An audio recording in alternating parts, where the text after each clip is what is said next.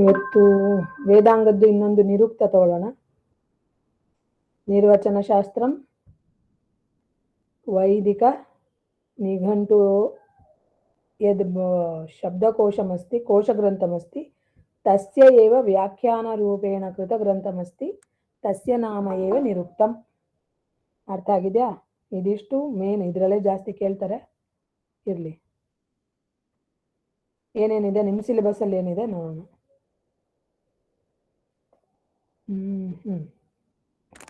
ವೇದಾಂಗಂ ಗೊತ್ತಿದೆ. ಅಂಗ್ಯಂತೆ ಜ್ಞಾಯಂತೆ ಅಮಿಭಿರಿತಿ ಅಂಗಾನಿ ಜ್ಞಾನಾರ್ಥಕ ಸಾಧನಂ ತದೇವ ಅಂಗ ಇತಿ ಶಬ್ದೇನ ಅತ್ರ ಸ್ವೀಕೃತಂ. ಅಂಗ ಇತಿ ಶಬ್ದಸ್ಯ ಕೋ ಅರ್ಥಃ ಜ್ಞಾನ ಇತ್ಯೇವ ಅರ್ಥಃ, ಜ್ಞಾನಸ್ಯ ಉಪಕರಣಂ ಇತಿ. ಇಲ್ಲಿ ಅಂಗ ಶಬ್ದಕ್ಕೆ ಏನಂತ ತಗೊಂಡಿದ್ದೀವಿ? ಅವಯವಾರ್ಥ ಅಲ್ಲ. ವೇದದ ಅವಯವಾರ್ಥ ಸ್ಥೂಲ ರೂಪದಲ್ಲಿ, ಆದರೆ ಜ್ಞಾನ, ವೇದದ ಸಂಪೂರ್ಣ ಜ್ಞಾನ ಯಾವುದರಿಂದ ಆಗುತ್ತೋ ಅದನ್ನು ನಾವು ಅಂಗ ಅಂತ ತಗೊಂಡಿದ್ದೀವಿ. ಓಕೆನಾ? ಇನ್ನಿದೆಲ್ಲ ಗೊತ್ತಿದೆ. ನಿರುಕ್ತಂ ವೇದ ಪುರುಷಸ್ಯ ಶ್ರೋತೃ ಮುಚ್ಯತೆ. ನಿರುಕ್ತವನ್ನ ವೇದ ಪುರುಷನ ಕಿವಿಗಳು ಅಂತ ಹೇಳಿದ್ದೇವೆ. ಯಾಕೆ ಅಂತ ಕೇಳ್ಬೋದು. ಅರ್ಥ ಶ್ರವಣಾದ್ ಏವ ಆಗಚ್ಚತಿ. ಶಬ್ದ ಉಚ್ಚಾರಣೆಯಿಂದ ಅರ್ಥ ಇದಾಗೋದಿಲ್ಲ, ಕಿವಿಯಿಂದ ಕೇಳಿಸ್ಕೊಂಡಾಗ ಜಾಸ್ತಿ ಆಗತ್ತೆ. ಅದಕ್ಕೆ ನಿರುಕ್ತವನ್ನ ನಾವು ಶ್ರೋತೃತ್ವ ಅಂದ್ರೆ ಕರ್ಣಕ್ಕೆ ಹೇಳಿದ್ದಾರೆ ನೋಡಿ. ನಿಘಂಟು ಇತಿ ಆಖ್ಯಸ್ಯ, ನಿಘಂಟು ಆಖ್ಯಸ್ಯ ಆಗಿದೆ. ಇರಲಿ, ನಿಘಂಟು ಇತಿ ನಾಮ ಕೃತ ಯದ್ ವೈದಿಕ ಕೋಶ ಅಸ್ತಿ ತದೇವ ಭಾಷ್ಯ ರೂಪಮಸ್ತಿ ನಿರುಕ್ತಂ ಇತಿ. ನಿಘಂಟು ಯದ್ಭವತಿ ತಸ್ಯ ವೇದಾಂಗತ್ವಂ ನಾಸ್ತಿ, ನಿರುಕ್ತಸ್ಯ ಏವ ವೇದಾಂಗತ್ವಂ ಅಸ್ತಿ. ಇದನ್ನು ಕೇಳ್ತಾರೆ. ನಿಘಂಟೌ ತು ಕೇವಲಂ ವೈದಿಕಾಃ ಶಬ್ದಾಃ ಪರಿಗಣಿತಾಃ ಸಂತಿ, ಪರಂತು ನಿರುಕ್ತಕಾರೋ ಯಾಸ್ಕಃ ತೇಷಾಂ ವೈದಿಕಾನಾಂ ಶಬ್ದಾನಾಂ ಸವಿಸ್ತರಂ ವಿವೇಚನಂ ನಿರುಕ್ತೆ ಕೃತಂ. निरुक्तनामके ग्रन्थे वैदिकशब्दानाम् अर्थज्ञानाय प्रक्रिया वर्णिता अस्ति. निरुक्तग्रन्थे किं कृतमस्ति इति एकवारम् आगतं, प्रश्नम् आगतं. तस्य वैदिकशब्द निघण्टु ग्रन्थे यद् शब्दानां परिगणनं कृतं तेषामेव अर्थज्ञानाय प्रक्रिया प्रदर्शितं. तत्र निघण्टोः, निघण्टु परिचयं पश्यतु. निघण्टोः 5 अध्यायानां विवेचनं स्वकीये निघण्टुग्रन्थे 5 अध्यायाः सन्ति. निरुक्तग्रन्थे 12 अध्यायेषु सम्पादितमस्ति. निरुक्तं निरूपयन् सारणाचार्यः ऋग्वेदभाष्यभूमिकायामाह अर्थावबोधे निरपेक्षतया पदजातं यत्रोक्तं तन्निरुक्तम् इति. ನಿರುಕ್ತ ಶಬ್ದದ ನಿರ್ವಚನವನ್ನ ಋಗ್ವೇದದ ಭಾಷ್ಯ ಭೂಮಿಕೆಯಲ್ಲಿ ಸಾರಣಾಚಾರ್ಯ ಹೀಗೆ ಹೇಳಿದ್ದಾರೆ. ಅರ್ಥಾವಬೋಧೆ ನಿರಪೇಕ್ಷತೆಯ, ಒಂದು ಶಬ್ದದ ಅರ್ಥ ಯಾವ್ಯಾವ ಅರ್ಥ ಇದೆಯೋ ಎಲ್ಲವೂ ನಿಶ್ಶೇಷತ ನಿರಪೇಕ್ಷತ ಯತ್ರೋಕ್ತಂ ತನ್ನಿರುಕ್ತಂ. ಒಂದು ಶಬ್ದದ ಸಂಪೂರ್ಣ ಎಲ್ಲೆಲ್ಲ ಅರ್ಥ ಇದೆ, ಯಾವ ಪದ ಯಾವುದು, ಯಾವ ಪದಕ್ಕೆ ಪದ ಬಂದಿದೆ, ಇದಕ್ಕೆ ಏನು ಅರ್ಥ ಅಂತ ಎಲ್ಲವನ್ನೂ ಹೇಳಿದಾರೋ ಅದನ್ನ ವಿನಿರುಕ್ತ ಅಂತ ಕರೀತಾರೆ. ಯದಿ ಅನ್ಯಾನಿ ವೇದಾಂಗಾನಿ ವೇದಸ್ಯ ಬಹಿರ್ಭೂತಾನಿ ತತ್ವಾನಿ ವ್ಯಾಕುರ್ವಂತಿ. ಪಶ್ಯತು, ವ್ಯಾಕರಣಂ ತು ಶಬ್ದ ರೂಪಾತ್ಮಕಂ ಯದ್ ಪ್ರಕೃತಿ ಪ್ರತ್ಯಯ ಅಸ್ತಿ ತದೇವ ವಿವೇಚನಂ ಕರೋತಿ. ಜ್ಯೋತಿಷ್ಯಂ ತು ಕಾಲಜ್ಞಾನಂ ಕರೋತಿ. ತತ್ಸರ್ವಂ ಬಹಿರ್ಭೂತಾನ್ ವೇದಸ್ಯ ಬಹಿರ್ಭೂತ ತತ್ವಾನಿ. किन्तु यत् शब्द मंत्रगत यत् शब्दमस्ति, मंत्रबद्धाः ये शब्दाः सन्ति तस्य आत्मरूप यद् अर्थं भवति तस्य अत्र उक्तत्वात् एतत् आत्मरूप अंतर्गतम्. शब्दस्य आत्मरूपी अर्थस्य विवेचनं कृतमस्ति. तस्मात् वेदांगस्य अंतर्भूत अंगानि इति यदि प्रश्नः भवति चेत् निरुक्तमेव करणीयम्. अन्यं च निरुक्तं गद्यशैल्यां निबद्धमस्ति. पश्यतु, निरुक्तं गद्यशैली. यथा यजुर्वेदः गद्यः इति उक्तं, गद्यात्मको वेदः यजुः, अनियमिताक्षर अवसानं यजुः इति वदन्ति खलु, तद्वत् निरुक्तमपि अत्र गद्यशैल्यामेव कृतमस्ति, किन्तु अन्ये वेदाङ्गग्रन्थाः सूत्रशैल्यां निबद्धाः सन्ति। अन्ये शिक्षाग्रन्थं वा भवतु सर्वं सूत्रशैलीम् अनुसृत्य कृतमस्ति, किन्तु निरुक्तग्रन्थं गद्यशैलीम् अनुसृत्य कृतमस्ति. ಒಂದು ಇಷ್ಟರಲ್ಲಿ ಎಷ್ಟು ಪ್ರಶ್ನೆ ಬರ್ಬೋದು ಅಷ್ಟು ಹೇಳಿದ್ದೇನೆ. ನೀವು ಹಿಂದಿಂದು ಕ್ವಶನ್ ಪೇಪರ್ಸ್ ಎಲ್ಲ ನೋಡಿದ್ರೆ ಇದೇ ವಿಚಾರ ಇದೆ.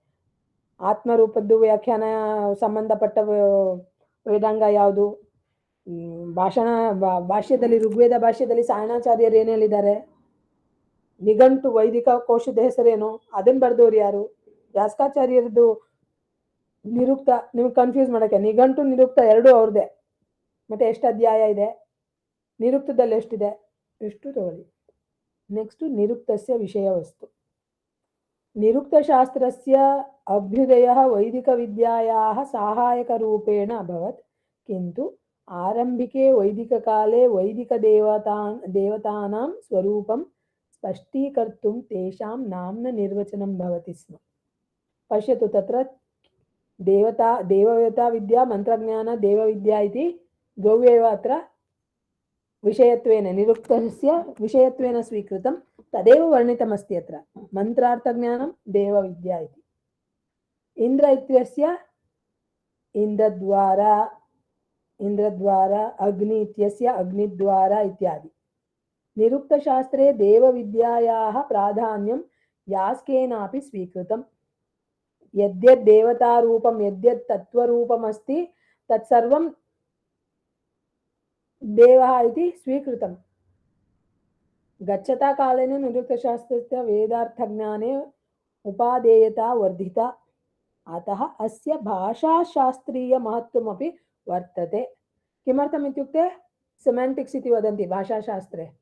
शब्दस्य, एकस्य शब्दस्य एतदर्थम् अर्थविवेचनं यद्भवति तद् प्रत्येकं भाषाशास्त्रीयदृष्ट्या तत् अर्थ किं वदन्ति,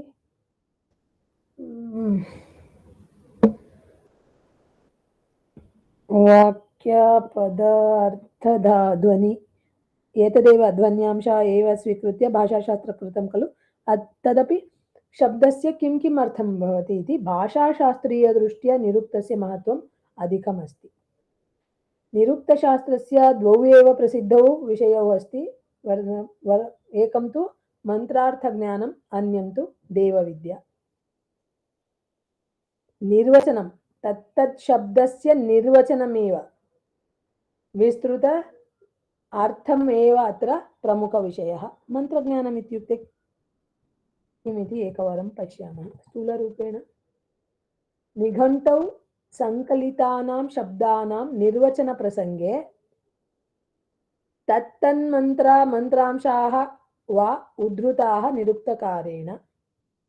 निघण्टौ यद् वैदिक शब्दकोशमस्ति तत्र एकं शब्दं स्वीकृतं खलु, सङ्कलितं, तद् निर्वचनप्रसङ्गे अर्थावबोधने प्रक्रिया प्रदर्शनवेलायां तत्तद् मन्त्रगत मन्त्राः, सम्पूर्णमन्त्रं या मन्त्रांशं तत्र उद्धृताः, उदाहरणरूपेण तत्तद् मन्त्राः तत्र प्रदर्शितं. तेषु मन्त्रेषु तत्तत् शब्दानां प्रयोगः निर्वचनद्वारा निर्धारिते अर्थे सति सम्पूर्णे हि निरुक्ते विविधसंहितायां 700 ಮಂತ್ರಾः 800 ಮಂತ್ರಾः ಉದ್ಧೃತಾः ಸಂತಿ. ಇದು ಕೇಳ್ತಾರೆ ನಿಮಗೆ, ನಿರುಕ್ತದಲ್ಲಿ ಎಷ್ಟು ಮಂತ್ರಗಳನ್ನ, ವೇದದ ಎಷ್ಟು ಮಂತ್ರಗಳನ್ನ ಮಾಡಿ ತಗೊಂಡಿದ್ದಾರೆ, ಉದಾಹರಣೆಯಾಗಿ ತೋರಿಸಿದ್ದಾರೆ ಅಂದ್ರೆ 800 ಬರಿಬೇಕು. ಹಾಗೆ ಯಾಸ್ಕಾಚಾರ್ಯ ಮಂತ್ರಗತ ಕಠಿಣ ಶಬ್ದಾನಾಂ ನಿರ್ವಚನಂ ಲೌಕಿಕ ಪರ್ಯಾಯದ್ವಾರ ಕೇವಲ ವೈದಿಕ ಅರ್ಥ ಪ್ರದರ್ಶನಂ ತದ್ನ ಕೃತಂ.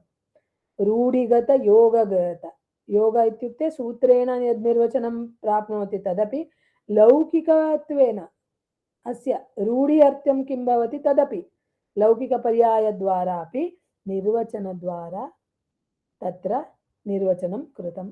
एवं निरुक्तशास्त्रे ಎಷ್ಟಿದೆ ನೋಡಿ,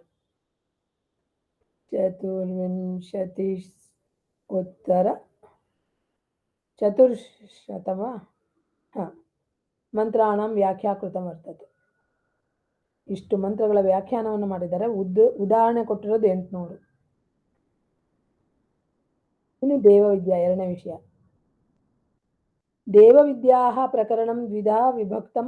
ಪ್ರಥಮ ಭಾಗೆ ದೇವವಿದ್ಯಾಯಾಃ ಆಧಾರಭೂತ ಸಿದ್ಧಾಂತಾನಾಂ ಚರ್ಚಾ ಕೃತ. ದೇವತೆಗಳಿಗೆ ಯಾವ್ಯಾವ ದೇವತೆಗಳನ್ನ ಈ ಹೆಸರು ತಗೊಂಡು ಈ ದೇವತೆ ಅಂತ ಹೇಳಿದ್ವಿ, ಅದಕ್ಕೆ ಏನೇನು ಆಧಾರ ಇದೆಯೋ, ಅದಕ್ಕೆ ಯಾವ್ಯಾವ ಸಿದ್ಧಾಂತಗಳಿದೆಯೋ ಅದನ್ನೆಲ್ಲ ಹೇಳಿದ್ದಾರೆ. ದ್ವಿತೀಯ ಭಾಗೆ ದೈವತ ಕಾಂಡೆ ಸಂಕಲಿತಾನಾಂ ದೇವತಾನಾಂ ಸ್ವರೂಪ ನಿರೂಪಣಂ ಕೃತಮಸ್ತಿ. ಇಲ್ಲಿ ಆ ಹೆಸರಿಗೆ ಏನೇನು ಆಧಾರ ಯಾವ್ಯಾವುದು ಅದಕ್ಕೆ ಅಂತ ಆ ಕಾಂಟೆಕ್ಸ್ಟ್ ಹೇಳಿದ್ರೆ, ನೆಕ್ಸ್ಟ್ ಅದ್ರ ಸ್ವರೂಪ ಹೇಗಿದೆ ಅಂತ ಹೇಳ್ತಾರೆ, ಶಬ್ದ ಹೇಗಿದೆ ಅಂತ. ನೆಕ್ಸ್ಟ್ ದೇವತಾಯಾಹ ನಾಮ ನಿರ್ವಚನೆ ಯಾಸ್ಕಾಚಾರ್ಯ ತತ್ತದ್ದೇವತಾಯಾಹ ಆಧ್ಯಾತ್ಮಿಕ ಸ್ವರೂಪಂ ಆದಿದೈವಿಕ ಸ್ವರೂಪಂ ಆದಿಭೌತಿಕ ಸ್ವರೂಪಂ ಚ ಉಪಸ್ಥಾಪಯತಿ. ಆ ದೇವತೆಗಳ ಹೆಸರು ಹೇಳುವಾಗ ಆಧ್ಯಾತ್ಮಿಕ ಸ್ವರೂಪ, ಆದಿದೈವಿಕ ಸ್ವರೂಪ, ಆದಿಭೌತಿಕ ಮೂರೂ ರೀತಿಯ ಸ್ವರೂಪಗಳನ್ನ ಹೇಳ್ತಾ ಹೋಗ್ತಾರೆ. ಯಾಸ್ಕಾಚಾರ್ಯಸ್ಯ ಮತೆ ದೇವತಾಃ ನಾಸ್ತಿ ಅಲೌಕಿಕಂ ವಸ್ತು ಅಪಿತು ಪ್ರತ್ಯಕ್ಷತಃ ಅಗ್ನಿ ವಾಯು ಸೂರ್ಯ ಇತ್ಯಾದಯ ಪದಾರ್ಥ ವಿಶೇಷಾಃ ಏವ. ಗೊತ್ತಿಲ್ಲದೆ ಇರೋದು ಅಲೌಕಿಕ, ನ ಲೌಕಿಕಂ ಅಲೌಕಿಕಂ. ಲೋಕದಲ್ಲಿ ಸಿಗದೆ ಇರೋವಂಥದ್ದು, ನಮಗೆ ಕಾಣದೇ ಇರೋವಂಥದ್ದು ದೇವತೆಗಳಲ್ಲ. ಕಣ್ಣು ಕಾಣೋ ಅಂತ ಪ್ರಬಲವಾಗಿರೋ ತತ್ವಗಳು ಯಾವುದಿದೆ ಅದನ್ನೇ ದೇವತಾ ಅಂತ ತಗೊಂಡಿದ್ದೇವೆ. ಸೂರ್ಯ, ಅಗ್ನಿ, ವಾಯು ಏತಾಹ ಸರ್ವಾಹ ಅಪಿ ದೇವತಾಹ ನೈವ ಆತ್ಮನಃ ವಿಭಿನ್ನಾಹ ವಿಭೂತಯಃ ಸಂತಿ. ಇವುಗಳನ್ನೇ ದೇವತೆಗಳು. ಮತ್ತೆ ಎಲ್ಲ ಅದಕ್ಕೆ ಒಂದೊಂದು ವಿಭಿನ್ನವಾಗಿದೆ ಅಂತ ಹೇಳ್ತಾರೆ ಅವರು. ಏಕಾ ಸತ್ ಬಹುಧಾ ವಿಪ್ರ ಬಹುಧಾ ವದಂತಿ. ಯಾರ್ಯಾರು ಆ ತತ್ವಗಳನ್ನ ಎಲ್ಲ ಇಟ್ಕೊಂಡು ಹೇಳ್ತಾರೋ ಹಾಗಾಗೆ ಏನಾ. ಇನ್ನು ನಿರ್ವಚನ ಯಾವ ರೀತಿ ಮಾಡಿದ್ದಾರೆ ವಿಷಯದಲ್ಲಿ 2, ಮಂತ್ರಾರ್ಥ ಜ್ಞಾನ, ಇನ್ನೊಂದು ದೇವವಿದ್ಯಾ ಅಂತೇಳಿ. ಮಂತ್ರದಲ್ಲಿ ಮಂತ್ರಗತ ಶಬ್ದದ ನಿರ್ವಚನವನ್ನ ಮಾಡ್ತಾರೆ. ದೇವವಿದ್ಯದಲ್ಲಿ ದೇವತೆಗಳ ಸ್ವರೂಪ ಹೇಗಿದೆ, ಅವು 3 ಸ್ವರೂಪ, ಆಧ್ಯಾತ್ಮಿಕ, ಆದಿದೈವಿಕ, ಆದಿಭೌತಿಕ 3 ಸ್ವರೂಪವನ್ನ ಹೇಳ್ತಾರೆ.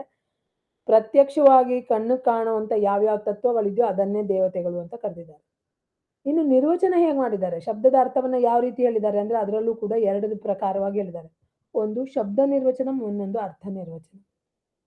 ಶಬ್ದ ನಿರ್ವಚನ ನೋಡಿ, ಶಬ್ದ ನಿರ್ವಚನೆ ಯಾಸ್ಕಾಚಾರ್ಯ ತತ್ತತ್ ಶಬ್ದಾನಾಂ ಪ್ರಕೃತೇಷು ಜಾಯಮಾನಂ ವಿಕಾರಂ ಚ ವರ್ಣ ಸಮಾಮ್ನಾಯ ದೃಷ್ಟ್ಯಾ ವಿವೇಚಿತಂ. ಜಾಯಮಾನ ವಿಕಾರ, ಸಂಧಿ ವಿಕಾರ, ವರ್ಣ ವಿಕಾರವನ್ನೇ ನಾವು ಸಂಧಿ ಅಂತ ಕರೆಯೋದು. ಆ ಶಬ್ದಗಳಲ್ಲಿ ಪ್ರಕೃತಿ ನೈಸರ್ಗಿಕವಾಗಿ ನಡೆಯೋ ಅಂತ ಸಂಧಿಯ ಕೆಲಸಗಳನ್ನೆಲ್ಲ ಅಲ್ಲಿ ಹೇಳ್ತಾರೆ ನೋಡಿ. ಸಹಸ್ರ, ಸಹಂ, ವಿಂಶತಿ, ದ್ವಿರ್ದಶ ಈ ರೀತಿ ಹೇಳಿದ್ದಾರೆ. ವಿಂಶತಿ ಅಂತ ಪ್ರಖ್ಯಾತವಾಗಿದೆ, ದ್ವಿರ್ದಶ ಅಂತ ಹೇಳ್ತಾರೆ ಅವರು. ಆ ಉದಾಹರಣೆಗಳನ್ನ ಕೊಡ್ತಾರೆ. ಭಾಷಾ ವಿಜ್ಞಾನ ದೃಷ್ಟ್ಯ ಏತಾದೃಶ್ಯ ನಿರ್ವಚನಸ್ಯ ಮಹತ್ವಂ ಅತ್ಯಧಿಕಮಸ್ತಿ. ಒಂದು ಭಾಷೆಯ ಪ್ರಗತಿ ಹೇಗಾಗಿದೆ, ಕುಂಠಿತವಾಗಿದೆ, ಅದ್ರದ್ದು ವಿಕಾಸ ಹೇಗಾಗಿದೆ ಎಲ್ಲವನ್ನೂ ಕೂಡ ತಿಳ್ಕೊಳ್ಳಿಕ್ಕೆ ನಿರುಕ್ತ ಆಧಾರಭೂತವಾಗಿದೆ ಅಂತ ಅರ್ಥ. ಇನ್ನೊಂದು ಅರ್ಥ ನಿರ್ವಚನ. ಅರ್ಥ ನಿರ್ವಚನೆ ಶಬ್ದಾನಾಂ ವರ್ಣಸಾಮ್ಯಂ ಆದಾಯ ನಿರ್ವಚನಂ ನ ಭವತಿ ಅಪಿತು ಅರ್ಥಸಾಮ್ಯಂ ಆದಾಯ ಭವತಿ. ತೇಷು ಶಬ್ದೇಷು ಪ್ರಕೃತಿಃ ತಥಾ ಚ ತತ್ರ ಜಾಯಮಾನಃ ಪ್ರಾದೇಶಿಕಃ ವಿಕಾರಃ ನೈವ ನಿರ್ದಿಶ್ಯತೆ. ಯಥಾ ವ್ಯಾಘ್ರಃ ವ್ಯಾಧಾಯ ಹಂತಿ. ನೋಡಿ, ವ್ಯಾಘ್ರ ಅಂದ್ರೆ ವ್ಯಾಧಾಯ ಹಂತಿ. ಪರಾಶರ ಇಂದ್ರನಿಗೆ ಹೇಳ್ತಾರೆ ಪರಾ ಶಾತಯಿತ ಯಾತೂನಾಂ. ಈ ಅರ್ಥವನ್ನ ತಗೊಂಡು ಪರಾಶರ ಹೇಳಿದ್ದಾರೆ. ಅರ್ಥಪರಕವಾಗಿ, ಶಬ್ದಪರಕವಾಗಿ ನಿರ್ವಚನವನ್ನ ಹೇಳಿಲ್ಲ, ಅರ್ಥಪರಕವಾಗಿ ನಿರ್ವಚನವನ್ನ ಹೇಳ್ತಾ ಹೋಗ್ತಾರೆ. ಓಕೆನಾ. ಇನ್ನೇನಿದೆ ನೋಡೋಣ. ಕಿಂತು ಶಬ್ದಾಃ ವಾಚ್ಯಾರ್ಥೇಭ್ಯಃ ಭಿನ್ನೋ ಅರ್ಥೋಪಿ ಪ್ರಯುಕ್ತಾ ಭವಂತಿ. ಕಃ ಶಬ್ದಃ ಕಸ್ಮಿನ್ ಅರ್ಥೇ ಪ್ರಯುಕ್ತಃ ಇತ್ಯತ್ರ ನಿರುಕ್ತಕಾರಃ ಸರ್ವತಾಭಿಜ್ಞ ಏವ ಅತಃ ನಿರ್ವಚನೆ ಮುಖ್ಯಾರ್ಥಂ ಅಭಿಧಾಯ ಗೌಣಂ ಅರ್ಥಮಪಿ ಉಪಸ್ಥಾಪಯತಿ. ಲೌಕಿಕದಲ್ಲಿ ಏನು ಅರ್ಥ ಇದೆ ಅಂತ ಹೇಳಿ ಅದನ್ನು ಹೇಳಿ ಎರಡನ್ನೂ ಹೇಳಿದ್ದಾರೆ. ಆಯ್ತನಾ? ಬರೀ ಅಭಿಧ ಮುಖ್ಯ ಅರ್ಥ ಅಂದರೆ ಅಭಿಧ ನೋಡಿ, ಎಲ್ಲ ಕಡೆ ಅದು ನಿಮ್ಮದು ಅಲಂಕಾರದ ಬರಲೇಬೇಕು. ಅಭಿಧ ಲಕ್ಷಣ ಶಬ್ದಗಳ ಅರ್ಥ ಬರಬೇಕಾದ್ರೆ ವಾಚ್ಯವಾಚಕ ಸಂಬಂಧ ಮುಖ್ಯ ಅರ್ಥ ಏನಿದೆಯೋ ಶಬ್ದ ಕೇಳಿದ ತಕ್ಷಣ ಯಾವ್ದು ಅರ್ಥ ಬರುತ್ತೋ ಮುಖ್ಯ ಅರ್ಥ, ಅದನ್ನೇ ಅಭಿಧ ಅಂತ ಕರೀತಾರೆ. ಗೌಣ ಅಂದರೆ ಲಕ್ಷಣ. ಆ ಗೌಣಾರ್ಥವನ್ನ ಈ ಗಂಗಾ ಅಂತ ಹೇಳಿದ ತಕ್ಷಣ ನದಿ ಅನ್ನೋದು ಗಂಗಾಯಾಮ್ ಘೋಷ ಅಂದ್ರೆ ತೀರ ಅನ್ನೋ ಅರ್ಥ. ಇವೆಲ್ಲ ಯಾವ್ದ್ರಿಂದ ಬರುತ್ತೆ? ಗೌಣಾರ್ಥ ಅಂತ ಹೇಳ್ತೇವೆ. ಲಕ್ಷಣ ಅಂತ ಕರಿತೇವೆ ಅದನ್ನ. ಇದು ಎಲ್ಲವೂ ಗಮನ ಬೇಕಲ್ಲಿ ನಿಮ್ಗೆ. ಎಲ್ಲವನ್ನೂ ಇಲ್ಲಿ ಹೇಳಿದ್ದಾರೆ. ಅಭಿಧಾರ್ಥವನ್ನ ಜೊತೆಗೆ ಗೌಣಾರ್ಥವನ್ನು ಕೂಡ ಉಪಸ್ಥಾಪಿಸಿದ್ದಾರೆ ಅಂದ್ರೆ ಹೇಳಿದ್ದಾರೆ ಅಂತ ಅರ್ಥ. ಇನ್ನು ನಿರುಕ್ತಕಾರ ಮತೇನ ಪದ ವಿಚಾರ. ಎಷ್ಟು ಪದ ಇದೆ ಹಾಗಾದ್ರೆ ವಾಂಗ್ಮಯದಲ್ಲಿ? ಎಷ್ಟು ಪದ ಇದೆ ಅಂತ ಕೇಳಿದ್ದಾರೆ. ಪದಗಳು ಎಷ್ಟು ರೀತಿ ಇದೆ ಅಂತ. ಭೇದ ಪದಾನಾಂ ಭೇದ ಚತುಷ್ಟಯಂ ಸ್ವೀಕರೋತಿ ನಾಮ ಆಖ್ಯಾತ ಉಪಸರ್ಗ ನಿಪಾತಾಹ. ಯಾಸ್ಕಾಚಾರ್ಯ ಹೇಳಿರೋದು ಎಲ್ಲರೂ ಅನುಮೋದನೆ ಮಾಡಿದ್ದೇವೆ ಇದನ್ನ. ಎಷ್ಟಿದೆ? ಪದಗಳು 4 ಇದೆ. ಯಾವ್ಯಾವುದು? ನಾಮ ಪದಗಳು, ಆಖ್ಯಾತ ಕ್ರಿಯಾಪದಗಳು, ಉಪಸರ್ಗಗಳು, ನಿಪಾತಗಳು. ಹಾಗಾದ್ರೆ ನೋಡೋಣ. ಅರ್ಥಾತ್ ಪದಾನಾಂ ಚತಸ್ರಃ ಜಾತಯಃ ಭವಂತಿ ನಾಮ ಜಾತಿ ಆಖ್ಯಾತ ಜಾತಿ ಉಪಸರ್ಗ ಜಾತಿ ನಿಪಾತ ಜಾತಿಶ್ಚ ಸತ್ವಪ್ರಧಾನಾನಿ ನಾಮಾನಿ ಚ ಯಥಾ ಘಟಃ ಪಟಃ ಅರ್ಥಂ ದ್ರವ್ಯಾಣಿ.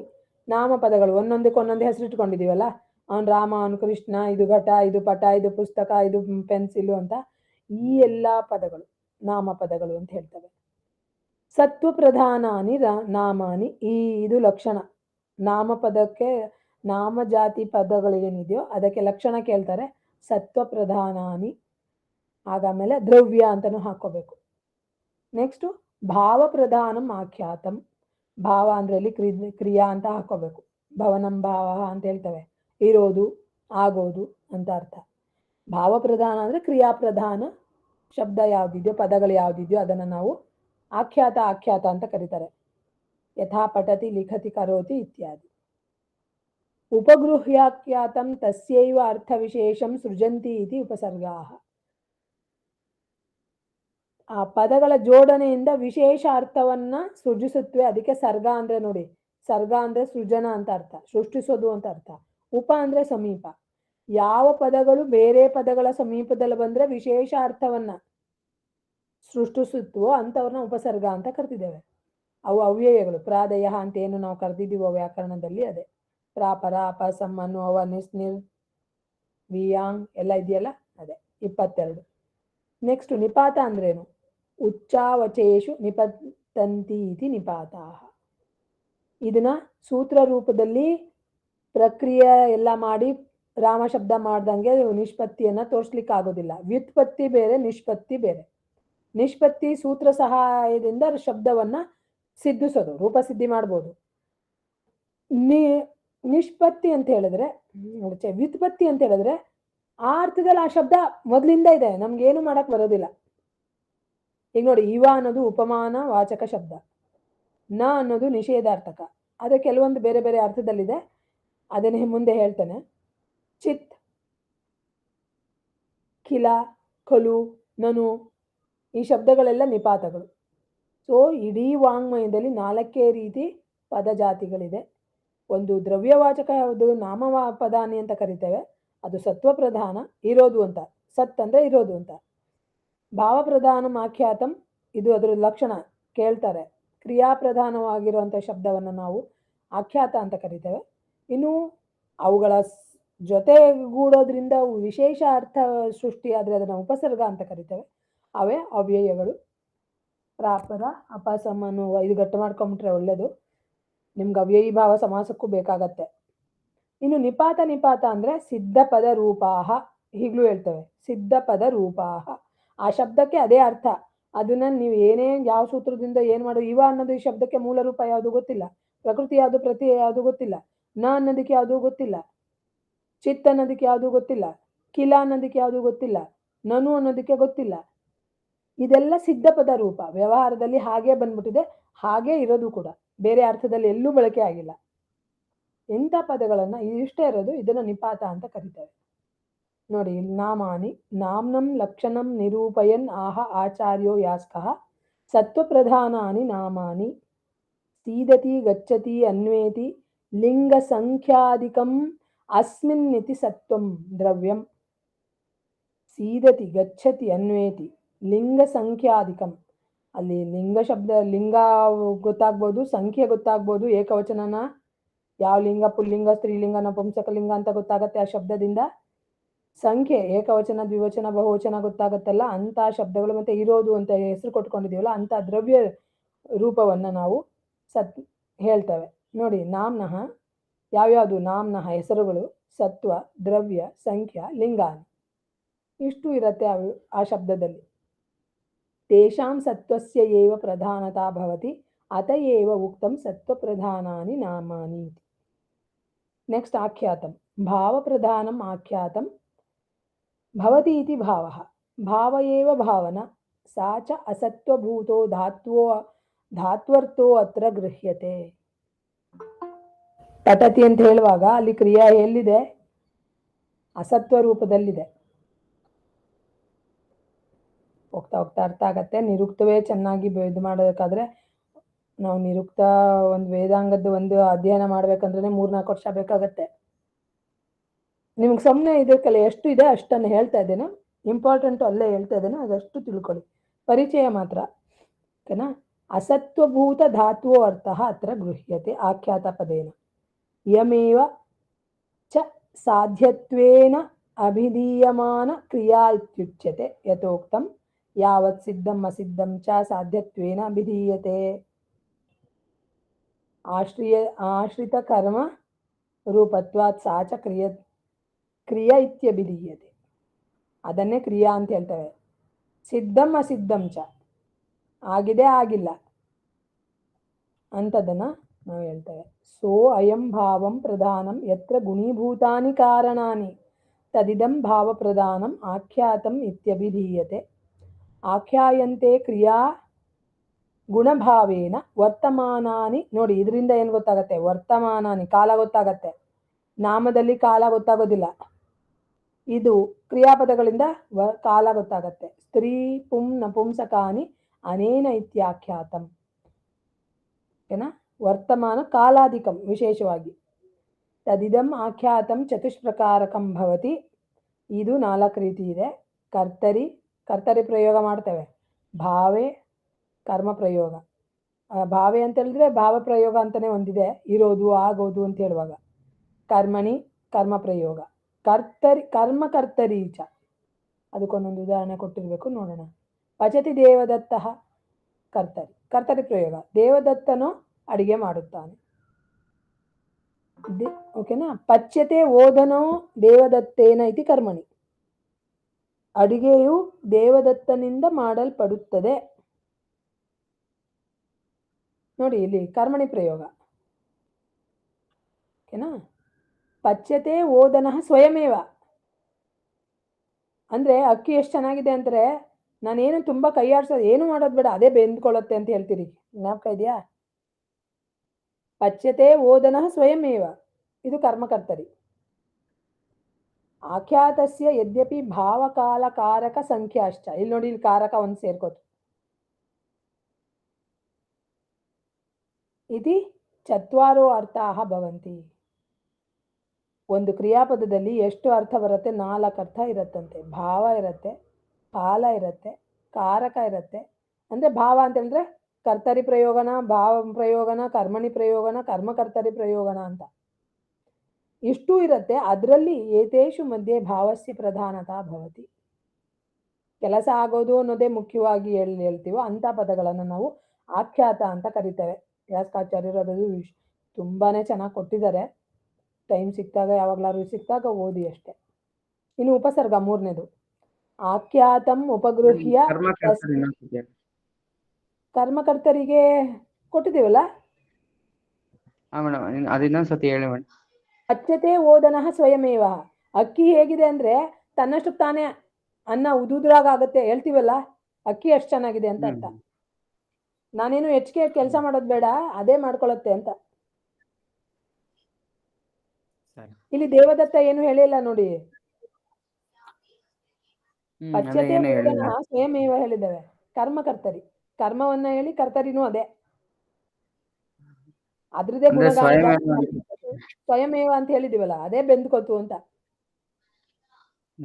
ಈಗ ಕಾಷ್ಟಂ ಅಗ್ನಿ ಅಂತ ಹೇಳುವಾಗ್ಲೂ ಶುಷ್ಕ ಕಾಷ್ಟವು ಇಂಧನಂ ಅಂತ ತಗೋತೀವಲ್ಲ, ಬೆಂಕಿ ಹೇಗೆ ಉರಿತಾ ಇತ್ತು ಅಂದ್ರೆ ಒಣಗಿದ ಕಟ್ಟಿಗೆ ತಾನೇ ಉರ್ಕೋತು ಅಂತ ಹೇಳ್ತೀವಿ. ಅಂದ್ರೆ ಕಟ್ಟಿಗೆ ಅಷ್ಟು ಚೆನ್ನಾಗಿ ಒಣಗಿತ್ತು ಅಂತ ಹೇಳುವಾಗ, ಆ ರೀತಿ ಕರ್ಮವನ್ನೇ ಅಥವಾ ಸಾಧನವನ್ನೇ ನಾವು ಅದೇ ಆಗತ್ತೆ, ಅದ್ರ ಗುಣಗಾನವನ್ನ, ಅದ್ರ ಹೆಚ್ಚುಗಾರಿಕೆಯನ್ನ ಹೇಳಿದ್ರೆ ಆ ತರ ಪ್ರಯೋಗಗಳು ಮಾಡ್ತೀವಲ್ಲ, ಅದನ್ನ ಕರ್ಮಕರ್ತರಿ ಅಂತ ಹೇಳ್ತಾರೆ. ಓಕೆನಾ? ಸರಿ ಮೇಡಮ್. ಇನ್ನು ಉಪಸರ್ಗ. ಆಖ್ಯಾತಂ ಉಪಗೃಹ್ಯ ತಸ್ಯೈವ ಅರ್ಥ ವಿಶೇಷಂ ಸೃಜಂತಿ ಇತಿ ಉಪಸರ್ಗಾಃ ಪ್ರಾದಯಃ. ಆಖ್ಯಾತಂ ಉಪಗೃಹ್ಯ, ಆ ಶಬ್ದದ ಆಖ್ಯಾತ ಹೇಳಿದ್ವಲ್ಲ, ಇಲ್ಲಿ ಆಖ್ಯಾತ ಅಂದ್ರೆ ಒಂದು 3-4 ಸತಿ ಕ್ರಿಯಾ ಅಂತ ಹೇಳ್ಕೊಂಡ್ರೆ ತಲೆಗೆ ಅಂಟ್ಕೊಂಡ್ಬಿಡತ್ತೆ. ಅದನ್ನ ಗೌಣ ಮಾಡಿಕೊಂಡು ತನ್ನ ಜೊತೆಗೆ ಆ ಧಾರ್ತುದ ವಿಶೇಷ ಅರ್ಥವನ್ನ ಹೇಳಿದ್ರೆ, ವಿಶೇಷ ಅರ್ಥವನ್ನ ಸೃಜನೆ ಅಂದ್ರೆ ಹುಟ್ಟಿಸಿದ್ರೆ ಅದನ್ನ ನಾವು ಉಪಸರ್ಗ ಅಂತ ಕರಿತೇವೆ. ಅದೇ ಪ್ರಾದಯ ಅಂತ ಕರಿತೇವೆ. ಅಂದ್ರೆ ಆ 22 ಅವ್ಯಯಗಳಿಗೆ ಉಪಸರ್ಗ ಅನ್ನೋದು ಕ್ರಿಯಾಯೋಗ ಪಡ್ಕೊಂಡಾಗ ಉಪಸರ್ಗ ಅಂತ ಹೆಸರು ಕೊಡ್ತೇವೆ. ಉಪಸರ್ಗ ಕೂಡ ಒಂದು ಪದ ಅಂತ ಯಾಸ್ಕಾಚಾರ್ಯರು ಹೇಳಿದ್ದಾರೆ. ಅದಕ್ಕೆ ಹೇಳಿದ್ದಾರೆ ನೋಡಿ, ನ ನಿರ್ಬದ್ಧಾ ಉಪಸರ್ಗಾ ಅರ್ಥಾನ್ ನಿರಾಹುರಿತಿ ಶಾಕಟಾಯನ. ಶಾಕಟಾಯನ ಅನ್ನೋರು ಹಿಂದಿಂದು ವೈಯಾಕರಣ, ಪ್ರಾಚೀನ ವೈಯಾಕರಣರು, ಅವ್ರ ಮತವನ್ನ ಹೇಳ್ತಿದ್ದಾರೆ. ನ ನಿರ್ಬದ್ಧಾ ಉಪಸರ್ಗಾ, ಉಪಸರ್ಗಗಳಿಗೆ ಕ್ರಿಯಾಪದಗಳ ಜೊತೆಗೆ ಸೇರಿದ್ರೆ ಮಾತ್ರ ಅರ್ಥ ಅಂತ ಹೇಳಿಲ್ಲ, ಅವಕ್ಕೆ ಬೇರೆ ಅರ್ಥ, ಪ್ರತ್ಯೇಕವಾಗಿ ಅರ್ಥನೂ ಇದೆ ಅಂತ ಶಾಕಟಾಯನ ಹೇಳ್ತಾನೆ ಅಂತ ಹೇಳ್ತಾರೆ. ಕೆಲವೊಂದು ಉದಾಹರಣೆ ಕೊಟ್ಟಿರ್ಬೇಕು, ನೋಡ್ತಾನೆ. ನಾಮ ಆಖ್ಯಾತಯೋಸ್ತು ಕರ್ಮೋಪಸಂಯೋಗ ದ್ಯೋತಕಾಹ ಭವಂತಿ.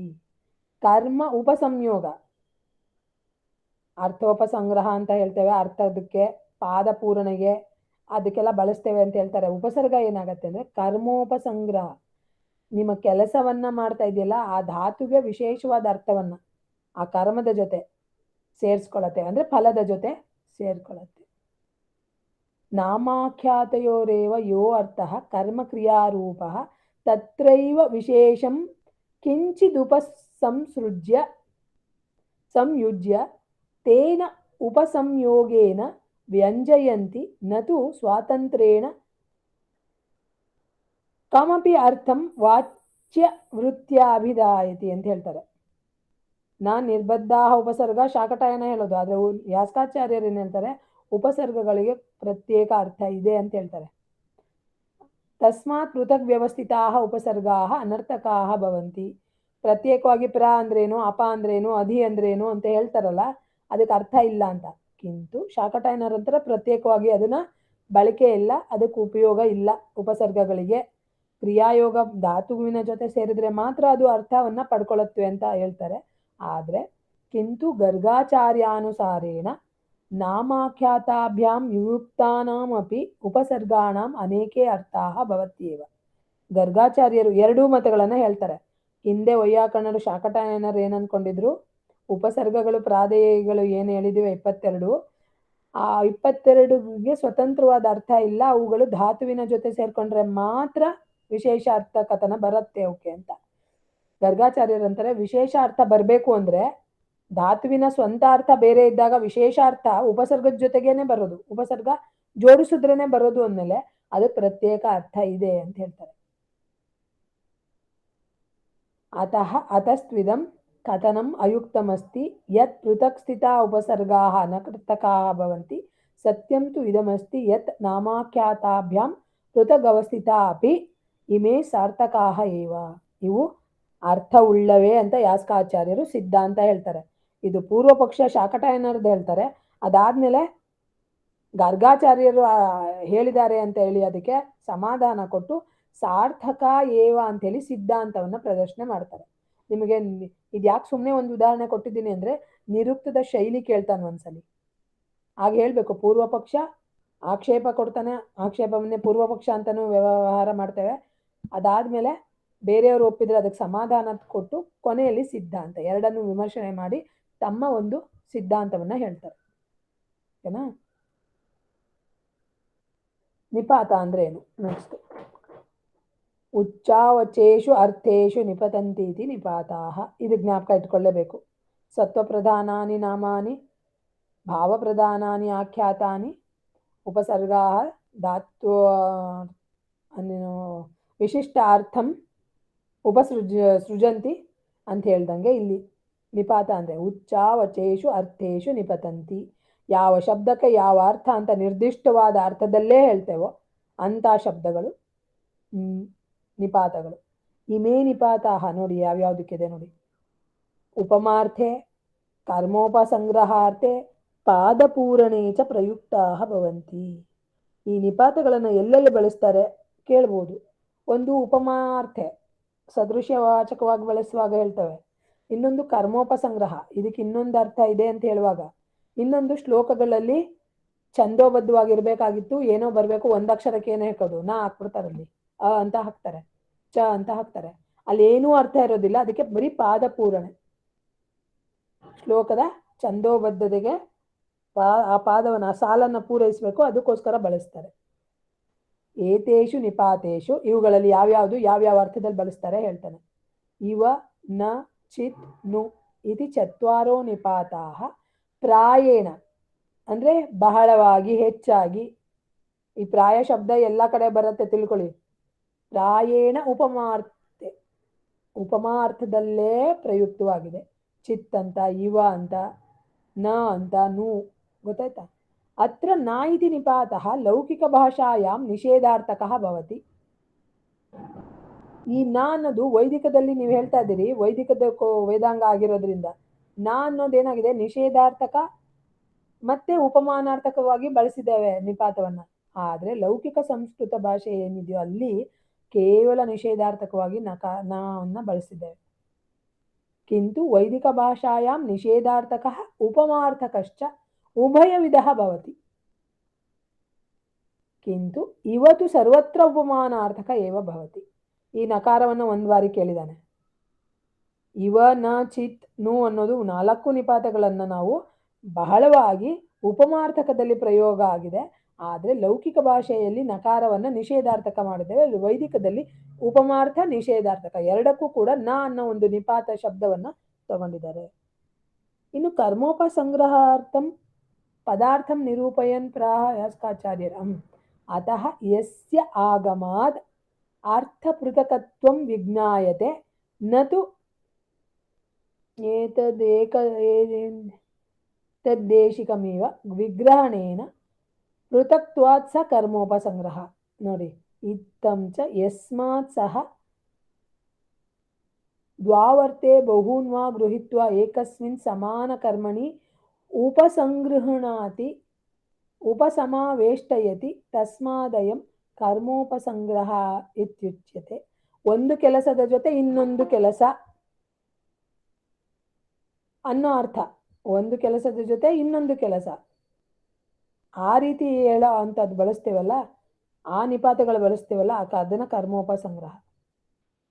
ಯಸ್ಮಾತ್ ಇತ್ತಂಚ ಯಸ್ಮಾತ್ ಸ ಧಾತ್ವರ್ಥ ದ್ವೌ ಅರ್ಥವು ಬಹೂನ್ವ, ಎರಡರ್ಥ ಅಥವಾ ಅನೇಕ ಅರ್ಥಗಳನ್ನು ಒಂದರದಲ್ಲೇ ಒಂದೇ ಕರ್ಮದಲ್ಲಿ ಹೇಳಿದ್ರೆ ಅಂಥದ್ದನ್ನು ಕರ್ಮೋಪಸಂಗ್ರಹ ಅಂತ ಹೇಳ್ತೇವೆ. ನೋಡಿ, ಚ ಇತಿ ಸಮುಚ್ಚಯಾರ್ಥ, ಒಟ್ಟುಗೂಡಿಸೋದು. ರಾಮಶ್ಚ ಕೃಷ್ಣಶ್ಚ ರಾಮ ಕೃಷ್ಣ, ಚಕಾರದಿಂದ ಹೇಳ್ತಾ ಇದ್ದೇವೆ. ಆ ಚಕಾರದಲ್ಲಿ ಸಮುಚ್ಚಯಾರ್ಥ ರಾಮ ಕೃಷ್ಣ ರಾಮ ಲಕ್ಷ್ಮಣ ಮಿಲಿತ್ವಾ ವನಂ ಗತವು ಹೇಳ್ತೀವಲ್ಲ, ಸೇರಿಸ್ಕೊಂಡು ಹೇಳೋದು. ಚಕಾರವನ್ನು ಸೇರಿಸಿರೋದಕ್ಕೆ ಸಮುಚ್ಚಯಾರ್ಥ ಹೇಳಿದೆ. ವಿಗೃಹೀತಾಭ್ಯಾಂ ಏವ ಉಭಾಭ್ಯಾಂ ಅರ್ಥಾಭ್ಯಾಂ ಸಂಪ್ರಯುಕ್ತ ಪ್ರಯುಜ್ಯಂತೆ ಕರ್ಮೋಪಸಂಗ್ರಹೇಶು. ನೋಡಿ ಯಾವ್ಯಾವುದಿದೆ, ವಾ ಏಕಂ ವಾ ದ್ವೌ ವಾ, ಒಂದೋ ಎರಡೋ ಹೇಳ್ತಿರಲ್ಲ, ಮನೆಗೆ ಒಂದು ತರಕಾರಿ ತಗೊಬ ಏನಾದ್ರು ತಗೊಂಬ ಅಂದರೆ ಒಂದೋ ಎರಡೇ ತಗೊಂಬನ್ನಿ ಅಂತ ಹೇಳ್ತಿರಲ್ಲ ಹಂಗೆ. ಆ ಅಹ ಹ ಕಿಲ ಹಿ ನನು ಖಲು ಶಶ್ವತಂ ನೂನಂ ಇತ್ಯಾದಯಃ ನಿಪಾತಾಃ ಕರ್ಮ ಸಂಗ್ರಹಾರ್ಥೆ ಭವತಿ. ಇಷ್ಟು ವಾ ಆ ಇದನ್ನ ಗೊತ್ತಾ ಕೇಳುತ್ತಾನೆ ಒಂದ್ಸಲಿ. ಆ ಅಹ ಹ ಕಿಲ ಹಿ ನನು ಖಲು ಶಶ್ವತಂ ನೂನಂ ಇಷ್ಟು ಕೂಡ ಕರ್ಮೋಪಸಂಗ್ರಹದ ನಿಪಾತಗಳು ಅಂತ ಆ ಅರ್ಥದಲ್ಲಿ ಬಳಕೆ ಆಗಿದೆ ಅಂತ ಹೇಳ್ತಾರೆ. ಚಕಾರವು ಇಲ್ಲಿ. ಆಮೇಲೆ ಪಾದಪೂರಣಾರ್ಥಕ ನಿಪಾತ ವಿಷಯೇ ಜ್ಞಾತವ್ಯಮಸ್ತಿ ಯತ್ ಯೇ ನಿಪಾತಾಃ ಪ್ರವೃತ್ತೆ ಅರ್ಥೆ ಅಮಿತಾಕ್ಷರೇಷು ಗ್ರಂಥೇಷು ವಾಕ್ಯಪೂರಣಾಃ ಭವಂತಿ ತೇ ಏವ ನಿಪಾತಾಃ ಮಿತಾಕ್ಷರೇಷು ಛಂದೋಬದ್ಧೇಷು ವಾಕ್ಯೇಷು ಪಾದಪೂರಣಾಃ ಭವಂತಿ ತೇ ಚ ಅನರ್ಥಕಾಃ ಭವಂತಿ. ಅವುಗಳಿಗೆ ಅರ್ಥವೇ ಇಲ್ಲ, ಪಾದಪೂರ್ಣೆಗೋಸ್ಕರ ಮಾತ್ರ ಹಾಕಿದ್ದೇವೆ. ಹಾಗಾದ್ರೆ ಅರ್ಥವತ್ ಯಾವ್ದಾಯ್ತು? ಒಂದು ಉಪಮಾರ್ಥಕದಲ್ಲಿ ಬಳಸುವಂಥ ನಿಪಾತಗಳು, ಎರಡನೆಯದು ಕರ್ಮೋಪಸಂಗ್ರಹದಲ್ಲಿ ಬಳಸುವಂಥ ನಿಪಾತಗಳಿಗೆ ಅರ್ಥ ಇದೆ, ಪಾದಪೂರ್ಣೆಗೆ ಬಳಸುವಂಥದ್ರಲ್ಲಿ ಅರ್ಥ ಇಲ್ಲ. ಯಥಾ ಕಮ ಈಮ ಇತ ಉ ಇತ್ಯಾದಿಕಾಃ ಏತೇ ಹಿ ನಿಪಾತಾಃ ಪ್ರಾಯೇಣ ಬಹುಳೇನ ಪಾದಪೂರ್ಣ ಏವ ಭವಂತಿ. ಇವೆಲ್ಲ ಹೆಚ್ಚಿಗೆ ಬಳಸಿರೋದು, ಎಲ್ಲೋ ಎಕ್ಸೆಪ್ಷನ್ ಇರ್ಬೋದು, ಒಂದು ವಿಚಾರದಲ್ಲಿ ಬೇರೆ ಅರ್ಥದಲ್ಲಿ ಬಳಸಿರ್ಬೋದು, ಆದರೆ ಬಹಳಷ್ಟು ಕಡೆ ಇದನ್ನು ನಾವು ಯಾವುದಕ್ಕೆ ಬಳಸಿದ್ದೇವೆ? ಪಾದಪೂರಣಾರ್ಥಕ್ಕೆ ಬಳಸಿದ್ದಾರೆ ಅಂತ ಹೇಳ್ತಾರೆ. ಇಷ್ಟು ಅರ್ಥ ಆಗಿದೆಯಾ?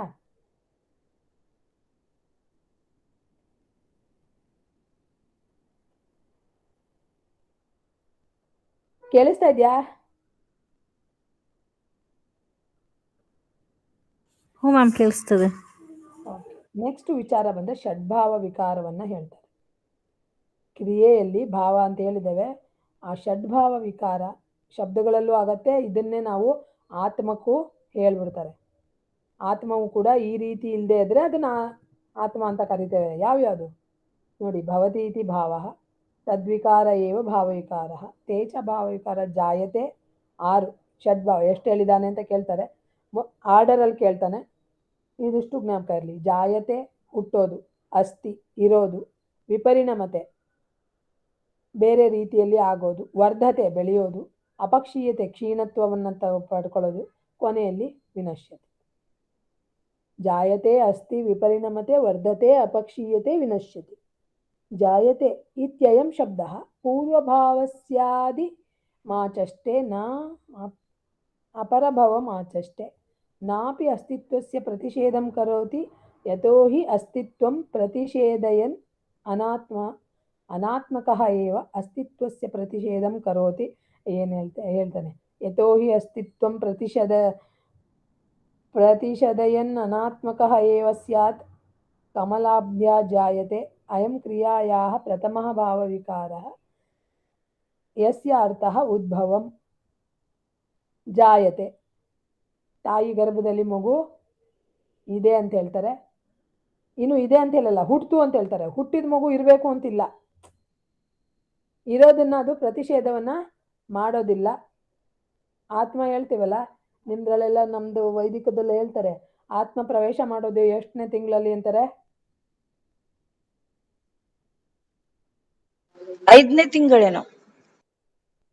5ನೇ ತಿಂಗಳಲ್ಲ, ಅಲ್ಲಿವರೆಗೂ ಅದನ್ನ ಬೇರೆ ರೀತಿ ಹೇಳ್ತೇವೆ. ಹಾಗಾದ್ರೆ ಆತ್ಮ ಇಲ್ವಾ ಅಂತ ಹೇಳಿದ್ರೆ ಇರತ್ತಾ, ಆತ್ಮ ಇರತ್ತಾ ಇಲ್ವಾ ಏನು ಹೇಳಲ್ಲ, ನಿಷೇಧವನ್ನು ಹೇಳೋದಿಲ್ಲ, ಅನಾತ್ಮ ಅಂತಾನೂ ಹೇಳೋದಿಲ್ಲ. ಹೌದಾ? ಅಂತ ಸ್ಥಿತಿ ಉದ್ಭವ ಆಯ್ತು ಅಂತ ಹೇಳ್ತೀವಲ್ಲ, ಅಂತ ಸ್ಥಿತಿ ಅಂತ ಇಟ್ಕೊಳ್ಳಿ. ನಿಮ್ಗೆ ಇಷ್ಟೇ ಅರ್ಥ ಇಟ್ಕೊಳ್ಳಿ. ಜಾಯತೆ ಅಂದ್ರೆ ಹುಟ್ಟೋದು ಅಂತ. ನೋಡಿ, ಹುಟ್ಟಿದ ತಕ್ಷಣ ಅಸ್ಥಿ ಅನ್ನೋದು ಬಂದ್ಬಿಡತ್ತೆ. ಹುಟ್ಟೋವರೆಗೂ ಅಸ್ಥಿ ಅನ್ನೋದು ಬರೋದಿಲ್ಲ. ಹುಟ್ಟಿದ ತಕ್ಷಣ, ಉದ್ಭವ ಆದ ತಕ್ಷಣ ಅಸ್ಥಿ ಅನ್ನೋದು ಇರೋದು ಅಂತ ಆಗತ್ತೆ. ಮಗು ಹುಟ್ಟಿತು ಅಂದ ತಕ್ಷಣ ಮಗು ಇದೆ ಅನ್ನೋದಾಗುತ್ತೆ. ಅಲ್ಲಿಗೆ ಫ್ರಾಕ್ಷನ್ ಆಫ್ ಸೆಕೆಂಡ್ಸ್ ಅದು ಆ ವಿಕಾರ ಬಂದ್ಬಿಡತ್ತೆ ಅಂತ ಹೇಳ್ತಾರೆ. ಅಸ್ತಿ ಇತ್ಯೇಷಂ ಶಬ್ದೋತ್ಪನ್ನಸ್ಯ ಸತ್ವಸ್ಯ ಅವಧಾರಣಂ ತನ್ಮಾತ್ರಂ ಬ್ರವೀತಿ.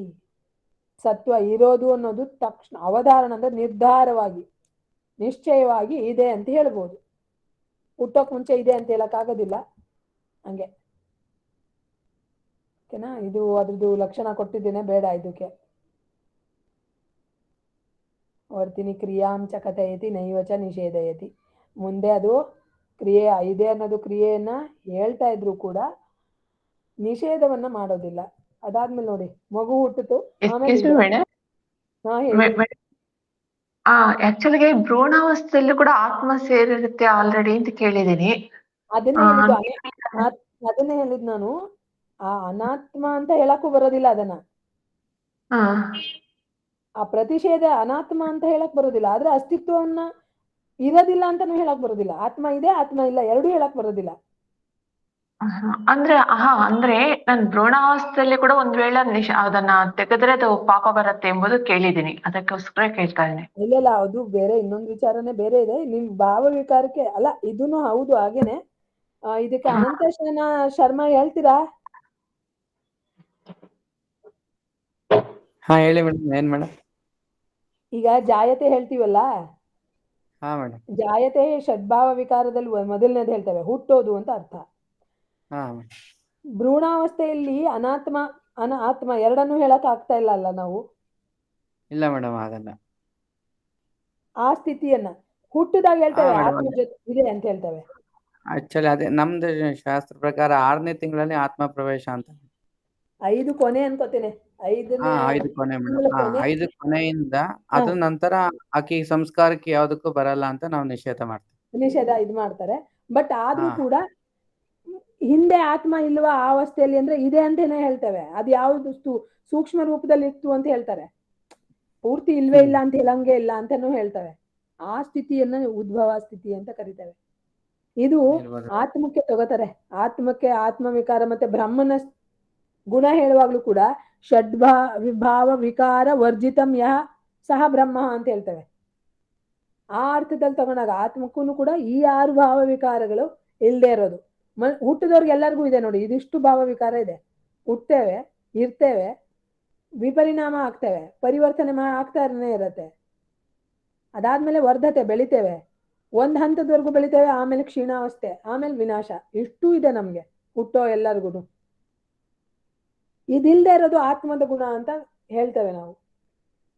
ಹಾಗೆ ಇಲ್ಲಿ ಷಡ್ಭಾವ ವಿಕಾರ ಹೇಳುವಾಗ ಇದನ್ನ ತಗೊಳ್ಳಿ. ಅಸ್ಥಿ ಎನ್ನುವಾಗ ನ ಕಥಯತಿ ಪ್ರಿಯಾನ್ ನ ಕಥಯತಿ ನೈವಚ ನಿಷೇಧತಿ. ಇದೆ ಅಂತ ಏನು ಯಾವ ಸ್ವರೂಪದಲ್ಲಿದೆ ಅಲ್ಲ, ಇದೆ ಅಷ್ಟೇ ಹೇಳೋದು. ಮೇಡಮ್, ಇದು ಜಾಯತಿ ಅನ್ಬೇಕಾದ್ರೆ ನಾವು ಇದು ಆತ್ಮಕ್ಕೆ ಸಂಬಂಧಪಟ್ಟ ಇದು ಪದಕ್ಕೆ ಸಂಬಂಧಪಟ್ಟಿದ್ದಾಗ ಯಾವ ತರ ಅರ್ಥ ಮಾಡ್ಬೋದು? ಅವರು ಪದಕ್ಕೆ ಹೇಳಿದ್ದು ಯಾಸ್ಕಾಚಾರ್ಯರು, ಆದ್ರೆ ಅದನ್ನ ಆತ್ಮಕ್ಕೆ ಹೋಲಿಸ್ಕೊಂಡು ಎಲ್ಲಾ ವೇದಾಂತದಲ್ಲೂ ಇದನ್ನೇ ತಗೊಂಡು ಹೇಳಿದ್ದಾರೆ. ಸಮನ್ವಯವನ್ನ ಮಾಡ್ತಾರೆ ಇದೇ ಲಕ್ಷಣಗಳನ್ನ ತಗೊಂಡು. ಜಾಯತೆ ಹುಟ್ಟಿಲ್ಲ ಅಂತಾನೆ ಅರ್ಥ. ಹೌದು, ನ ಜಾಯತೆ ನ ಅಸ್ತಿ. ಸಾಧಾರಣವಾಗಿ ಒಂದೇ ರೂಪದಲ್ಲಿ ಇರೋದೇ ಇಲ್ಲ ಅದು. ಹುಟ್ಟಿದ್ಮೇಲೆ ಇದೆ. ನಾವೆಲ್ಲ ಇದು ಆತ್ಮದ ಹೇಗಿರ್ತಾನೆ, ಬ್ರಹ್ಮ ಹೇಗಿರ್ತಾನೆ ಅಂದ್ರೆ ಯಾರು ಹುಟ್ಟೋದಿಲ್ವೋ, ಯಾರು ಯಾವಾಗ್ಲೂ ಇರ್ತಾನೋ, ಯಾರು ವಿಪರಿಣಾಮ ಯಾವಾಗ್ಲೂ ಬದಲಾಗಲ್ವೋ, ಯಾರಿಗೆ ವರ್ಧನಾದಿ ಕ್ರಿಯೆಗಳಿಲ್ವೋ, ಯಾರು ನಾಶ ಹೊಂದೋದಿಲ್ವೋ, ಅಪಕ್ಷೀಯತೆ ಕ್ಷೀಣಾವಸ್ಥೆಯನ್ನ ತಲುಪೋದಿಲ್ವೋ, ಯಾರು ನಾಶವನ್ನ ಹೊಂದೋದಿಲ್ವೋ ಅವನೇ ಆತ್ಮ, ಅವನೇ ಬ್ರಹ್ಮ ಅಂತ ಹೇಳ್ತೇವೆ ನಾವು. ಈ ಅರ್ಥಗಳನ್ನೇ ತಗೊಂಡು ಎಲ್ಲಾ ಕಡೆ ಆತ್ಮವನ್ನ ಸಮನ್ವಯ ಮಾಡಿ ಈ ವಿಷಯಗಳು ಇಲ್ಲದೆ ಇರೋದು ಅಂದ್ರೆ ಈ ವಿಕಾರಗಳು ಇಲ್ಲದೆ ಇರೋದನ್ನ ಬ್ರಹ್ಮ ಅಂತ ಹೇಳಿದ್ದೇವೆ. ಓಕೆನಾ? ನಿಮ್ಗೆ ಎಷ್ಟೊಂದು ಇಂಡೆಪ್ತ್ ಆಗಿ ಕೇಳಲ್ಲ, ವಿಷಯ ಬಂತು ಹೇಳಿದ್ದೇನೆ. ನೆಕ್ಸ್ಟ್ ನೋಡಿ, ವಿಪರಿಣಮತೆ. ಜಾಯತೆ ಅಸ್ತಿ ವಿಪರಿಣಮತೆ.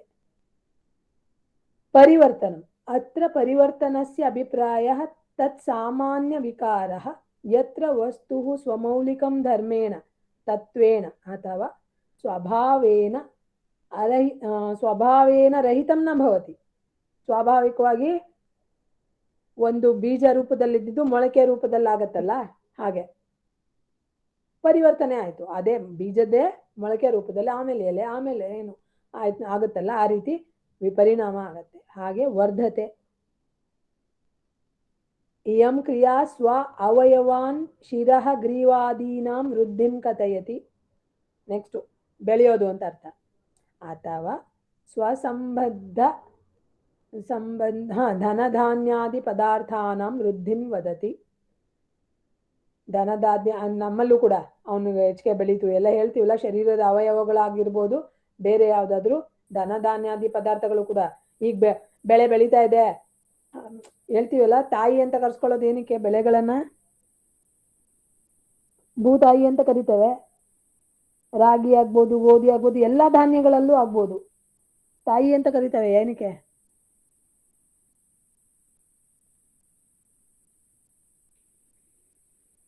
ಗೊತ್ತಿಲ್ವಾ? ಮೇಡಮ್ ಇನ್ನೊಂದ್ಸತಿ ಹೇಳಿ. ಎಲ್ಲಾ ಧಾನ್ಯಗಳಾಗ್ಬೋದು, ಯಾವುದೇ ವಿಚಾರ ಆಗ್ಬೋದು, ಒಂದು ಹಂತಕ್ಕೆ ಬೆಳೆದಾಗ ಅವುಗಳನ್ನ ತಾಯಿ ಸ್ವರೂಪ ಅಂತ ಕರಿತೇವೆ ನಾವು. ಅದಕ್ಕೆ ಅದನ್ನ ಹೌದು. ಲಕ್ಷ್ಮಿ ಅಂತೇವೆ, ಭೂತಾಯಿ ಅಂತೇವೆ, ಎಲ್ಲದಕ್ಕೂ ಹೇಳ್ತೇವೆ. ತಾಯಿ ಅನ್ನೋ ಶಬ್ದವನ್ನೇ ಬಳಸ್ತೇವೆ. ಅದೇ ಅವ್ರಿಂದಾನೇ ನಾವು ಪಾಲನೆ ಪೋಷಣೆ ಆಗೋದು ಅದಕ್ಕೋಸ್ಕರ. ಇಲ್ಲ, ಇದ್ರಲ್ಲಿ ಎಲ್ಲಾ ಧಾನ್ಯಗಳಲ್ಲೂ ಹಾಲಿನಿಂದ ಸತ್ವ ಇರೋವಂತ ಗುಣ ಬೆಳೆಯುತ್ತವೆ, ಅದು ತುಂಬಿಕೊಳ್ಳುತ್ತೆ ಅಂತ ಹೇಳ್ತಾರೆ. ಅವಾಗ ರಾಗಿನೂ ಅಷ್ಟೇ, ಗೋಧಿನೂ ಅಷ್ಟೇ, ಏನ್ ತಗೊಂಡ್ರು ನಿಮ್ಗೆ ದ್ರವ ಒಂಥರ ಹಾಲಿನ ರೂಪದಲ್ಲೇ ಸಿಗತ್ತೆ. ನಿಮ್ಗೆ ಹೌದು madam. ಉಪನಿಷತ್ ಇದ್ರೆ ಅಲ್ಲಿ ಚೆನ್ನಾಗಿ ವರ್ಣನೆ ಮಾಡಿದ್ದಾರೆ. ಅದನ್ನ ವೃದ್ಧಿ ಅಂತ ಹೇಳ್ತೇವೆ. ಓಕೆನಾ? ಯಥಾ ಸ್ವಶರೀರೇಣ ವರ್ಧತೆ ಶರೀರೇಣ ಏವಮಿತಿ ವರ್ಧತೆ ವಿಜಯೇನ. ಇದು ಬೇಡ. ಈ ವರ್ಧತೆ ಅನ್ನೋ ಶಬ್ದ ನಾವು ಶರೀರದಿಂದನೂ ತಗೋತೇವೆ, ಹಾಗೆ ವಿಜಯದಿಂದ ಕೀರ್ತಿವಂತನಾಗಿ ಬೆಳೆದ ಅಂತಾನು ತಗೋತೇವೆ ಲೌಕಿಕದಲ್ಲಿ. ಧನಧಾನ್ಯಾದಿ ಪದಾರ್ಥಾನ ವೃದ್ಧಿಂ ವದತಿ, ಈ ಶಬ್ದಗಳಿಂದನೂ ಕೂಡ ಹೇಳ್ತೇವೆ. ಕ್ರಿಯಾಪದ ಈ 6 ರೀತಿಯಲ್ಲಿ ಮಾತ್ರ ಬಳಸ್ತೇವೆ ಅಂತ ಅರ್ಥ. ಇದನ್ನ ನಾವು ಅದಕ್ಕೂ ಸಮನ್ವಯ ಮಾಡ್ಕೋತೇವೆ, ಅದು ಅರ್ಥ ಹೇಳ್ತಾ ಇದ್ದೇನೆ ಅಷ್ಟೇ. ಅಪಕ್ಷೀಯತೆ ನೋಡಿ, ಅಸ್ಯ ಅರ್ಥ ರಾಸಃ ವಾ ಅಪಕ್ಷಯೋ ಅಸ್ತಿ. ಒಂದು ಹಂತ ಬೆಳೆದ ಮೇಲೆ 40-30ವರೆಗೂ ಏನೋ ಬೆಳೆಯುವ ತರ, 18-20, ಈಗ ಒಂದು 22 ಅನ್ಕೊಳ್ಳಿ, ಉದ್ದ ಬೆಳೆಯೋದಾಗ್ಬೋದು. ಅದಾದ್ಮೇಲೆ ನಿಂತೋಗ್ತಾರೆ. 60 ಆದ್ಮೇಲೆ ಒಂದಾದ್ಮೇಲೆ ಕುಗ್ಗೋಕ್ ಶುರು ಆಗುತ್ತೆ. ಶರೀರದ ಅವಯವಗಳೆಲ್ಲ ಸಾಮರ್ಥ್ಯವನ್ನ ಕಳ್ಕೊಳ್ಳುತ್ತವೆ. ಅದೇ ಆ ಸ್ಥಿತಿಯೇ ಅಪಕ್ಷೀಯತೆ. ಅಯಂ ವರ್ಧತೆ ಇತ್ಯಸ್ಯ ಪದಸ್ಯ ಸರ್ವತಾ ವಿಪರೀತಃ ಶ್ರೇಯಃ ಹ್ರಾಸೋಪಿ ದ್ವಿಧಾ ಭವತಿ. 2 ರೀತಿ ಅಪಕ್ಷಯ ಅಂತ ಹೇಳ್ತೇವೆ. ಶರೀರಸ್ಯ ಸಂಬಂಧ, ಓಕೆನಾ? ಅಪಕ್ಷೀಯತೆ ಶರೀರೇಣ, ಒಂದು ಶರೀರದಿಂದ ಅವನು ಕುಗ್ತಾ ಇದ್ದಾನೆ ಅಂತ ಹೇಳ್ಬೋದು. ಸ್ವಸಂಪದ್ಯ ಪದಾರ್ಥಾನ, ತಾನು ಸಂಪಾದನೆ ಮಾಡಿದ್ದು ಕೀರ್ತಿಯನ್ನ ಕಳ್ಕೊಂಡು. 2 ರೀತಿಯಲ್ಲಿ ಕ್ರಿಯಾಪದಗಳನ್ನ ನಾವು ಅಪಕ್ಷೀಯತೆ ಅನ್ನೋ ಅರ್ಥದಲ್ಲಿ ಬಳಸ್ತೇವೆ. ಹಾಗೆ ವಿನಶ್ಯತಿ ನೋಡಿ, ಅಸ್ಯಾರ್ಥಃ ವಿನಾಶಃ. ಯದಾ ಹ್ರಾಸಃ ಸ್ವ ಅಂತಿಮಂ ಸೀಮಾನಂ ಆಗಚ್ಚತಿ ತಥಾ ವಿನಾಶಃ ಪ್ರಾರಭ್ಯತೆ. ತನ್ನ ಶರೀರದ ಎಲ್ಲಾ ಅವಸ್ಥೆಗಳು ಮುಗಿದಾಗ ಕೊನೆಯ ಅವಸ್ಥೆ ಬಂದು ತಲುಪ್ತೀವಿ. ಅಥೋ ಅನ್ಯೇ ಸರ್ವೇ ಭಾವ ವಿಕಾರಾಃ ಯೇಷಾಮೇವ ವಿಕಾರಾಃ ಭವಂತಿ ಇತಿ. ಅರ್ಥಾತ್ ಭಾವ ವಿಕಾರಾಃ ಷಟ್ಕಾನಿ ಅಂತ್ಯತ್ವೇನ ಯೇ ಭಾವ ವಿಕಾರಾಃ ಲಕ್ಷ್ಯತೆ ನ ತೇ ಪೃಥಕ್ ಸಂತಿ ಅಪಿತು ತೇ ಸರ್ವೇ ಯೇಷಾಮೇವ ವಿಕಾರಾಃ ಭವಂತಿ. ಇವುಗಳು ವಿನಶ್ಯತಿ, ಕೊನೆಯದ್ದೇನಿದೆಯೋ ಇದೆಯೇ, ವಿನಾಶ ಆಗೋದೇ ಎಲ್ಲವೂ. ಅಂದ್ರೆ ಹುಟ್ಟಿದ ಮೇಲೆ ಇಷ್ಟನ್ನು ದಾಟಿ ಬರ್ತಾರೆ. ಇನ್ನು ಇಲ್ಲಿ ಕ್ರಿಯಾಪದದಲ್ಲಿ ಅಂತ ಹೇಳಿದ್ರೆ, ಕ್ರಿಯಾಪದವನ್ನ ಬಳಸೋದು ನೋಡಿ, ಒಂದು ಎಲ್ಲ ಹುಟ್ಟಿತು ಉತ್ಪತ್ತಿ ಆಯ್ತು ಅಂತ ಹೇಳುವಾಗ ಬಳಸ್ತೇವೆ. ಅಸ್ಥಿ ಅಂತ ಹೇಳಿದಾಗ ಇರೋದು, ರಾಮನಿದ್ದಾನೆ, ಅವನು ಇದೆ, ಅದಿದೆ, ಇದಿದೆ ಅಂತ ಹೇಳ್ಬೋದು. ಇನ್ನು ಸಂಪಾದನೆ ಮಾಡಿದಾಗ ವಿಪರಿಣಾಮ, ರಾಮ ಬಾಲಕನಾಗಿದ್ದಾಗಲೇ ಹೀಗಿದ್ದ, ಹಾಗಿದ್ದ, ಆ ಗುಣ ತಗೊಂಡ, ಈ ಗುಣ ತಗೊಂಡ, ಅದರಿಂದ ಹೀಗ್ ಮಾಡ್ದ ಹೇಳ್ಬೋದು. ವರ್ಧತೆ ಅದಾದ್ಮೇಲೆ ವಿಶ್ವಾಮಿತ್ರಾದಿ ಗುರುಗಳ ಜೊತೆ ಹೋದ್ಮೇಲೆ ಅವನು ಬಲ ಅತಿ ಬಲಗಳಿಂದ ಶಸ್ತ್ರಾಸ್ತ್ರ ಸಂಪಾದನೆ ಮಾಡಿ ಬೆಳೆದ ಅಂತ ಹೇಳ್ಬೋದು. ಅದಾದ್ಮೇಲೆ ಅಪಕ್ಷೀಯತೆ, ಕೊನೆಯಲ್ಲಿ ವಿನಾಶ. ಈ ಶಬ್ದಗಳ, ಈ ಕ್ರಿಯಾಪದಗಳು ಈ 6 ಅರ್ಥದಲ್ಲೇ ಹೋಗತ್ತೆ ಅಂತ ಹೇಳಿದ್ದೇವೆ. ಈ 6 ಷಡ್ಭಾವ ವಿಕಾರವನ್ನ ಎಲ್ಲಾ ವೇದಾಂತಿಗಳು ಎಲ್ಲ ತಮ್ಮ ವೇದಾಂತದಲ್ಲಿ ಆತ್ಮದ ಸ್ವರೂಪ ಮತ್ತೆ ಬ್ರಹ್ಮ ಸ್ವರೂಪ ಹೇಳಲಿಕ್ಕೆ ಈ 6 ಷಡ್ಭಾವ ವಿಕಾರವನ್ನ ತಗೋತಾರೆ. ಓಕೆನಾ ಮ್ಯಾಮ್? ಹ್ರಾಸಃ ಅಂದ್ರೆ ಏನು ಮ್ಯಾಮ್? ಕಮ್ಮಿ ಆಗೋದು. ಹ್ರಾಸ ಅಂದ್ರೆ ಕುಗ್ಗೋದು. ಓಕೆ. ಸೈಜ್ ತುಂಬಾ ದೊಡ್ಡದಿದ್ದು ಕುಗ್ಗಲ್ವಾ? ಉದ್ದ ಇದ್ದವ್ರು ಕಮ್ಮಿ ಆಗ್ತಾರೆ ನೋಡಿ. ಹಾ, ಓಕೆ ಮ್ಯಾಮ್. ಓಕೆನಾ? ಲಘುತ್ವ ಹೇಳ್ಬೋದು. ಇನ್ನು ನಿರುಕ್ತಸ್ಯ ಉದ್ದೇಶ ಉದ್ದೇಶ ಸಾಮಾನ್ಯಂ. ನಿರುಕ್ತದ ಉದ್ದೇಶ ಏನು ಅಂತ ಇದೆ ನಿಮ್ಮ ಇದರಲ್ಲಿ ನೋಡ್ಕೊಳ್ಳಿ. ನಿರುಕ್ತಂ ವಿನ ವೇದಾರ್ಥ ಜ್ಞಾನಂ ದುಸ್ಸಂಪಾದ್ಯಂ ಭವತಿ. ಒಂದ್ ನಿಮಿಷ ಮತ್ತೆ ರೆಕಾರ್ಡಿಂಗ್ ಸ್ಟಾಪ್ ಮಾಡಿ ಮತ್ತೆ ಮಾಡ್ತೇನೆ, ಯಾಕಂದ್ರೆ 2 ಗಂಟೆ ಕಂಟಿನ್ಯೂಸ್ ಆಗಿ ತಗೊಂಡ್ರು ನಿಮ್ದು ಕಷ್ಟ ಆಗ್ತದೆ. ಸ್ಟಾಪ್ ರೆಕಾರ್ಡಿಂಗ್ ಕೂಡ ಏನಾದ್ರೂ